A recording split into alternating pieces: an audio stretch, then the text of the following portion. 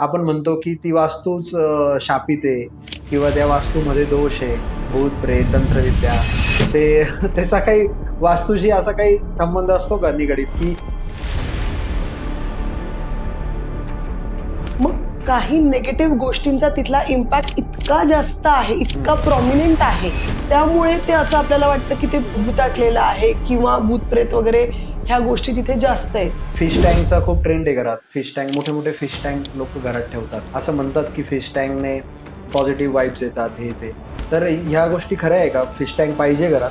वास्तूच्या हिशोबाने वास्तूच्या कुठल्याच रेमेडीमध्ये आम्ही फिश टँक, कुत्रे, मांजरी रेमेडीज म्हणून ह्या गोष्टी आम्ही कधीच सुचवत नाही. म्हणजे मी as a consultant, if this is my profession आणि मी फक्त रील्स मधनं सगळं माझं कंटेंट आणि रेमेडीज देऊन टाकल्या, तर मी कसं काय वगैरे करतो? खूप साऱ्या घरांमध्ये डिप्रेशन असतं, सततचे भांडणं असतात, कटकटी असतात, घराची प्रगती थांबलेली असते. तर मग ह्या गोष्टींचा वास्तूशी काही संबंध असतो का? डेफिनेटली असतो. तुम्ही म्हणालात की डिप्रेशन आहे, घराची प्रगती थांबलेली आहे, म्हणजे त्या अख्ख्या फॅमिलीची प्रगती थांबलेली आहे. तर सगळ्या फॅमिली मेंबर्स मध्ये कॉमन एक गोष्ट म्हणजे ती वास्तूच आहे.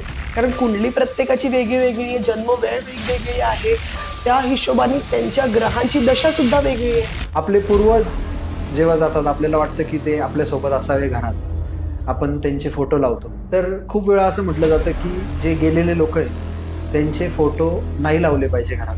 आफ्टर ऑल देवर सोल्स, त्यांची एक जर्नी आहे. त्यांना तुम्ही किती मोहमायात तुम्ही अटकवून ठेवणार. इथे काय होतं, त्यांचा प्रोग्रेस सुद्धा थांबतो आणि अल्टिमेटली तुमचा प्रोग्रेस सुद्धा थांबतो.